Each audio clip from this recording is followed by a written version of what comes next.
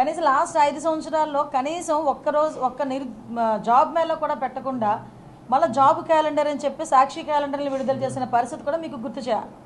ఈరోజు మేము వచ్చిన తర్వాత మేము మా టార్గెట్ గౌరవ లోకేష్ బాబు గారు యువగలం పాదయాత్రలో టార్గెట్ ఇచ్చిన 20 లక్షల ఉద్యోగాలకి కూడా ఈరోజు అనేక కంపెనీస్ ద్వారా కొన్ని వేల ఉద్యోగాలకి ఈరోజు మా చేతిలో ఉన్నా కూడా ఈరోజు గ్రామీణ యువతకి కూడా ఉపాధి కల్పించాలి, అది కూడా ఇమీడియట్గా ముందుకు రావాలనే ఉద్దేశంతో ప్రతి 3 మంత్స్కి ఒకసారి ప్రతి నియోజకవర్గంలోని జాబ్ మేళ కన్ఫామ్గా చేస్తాం.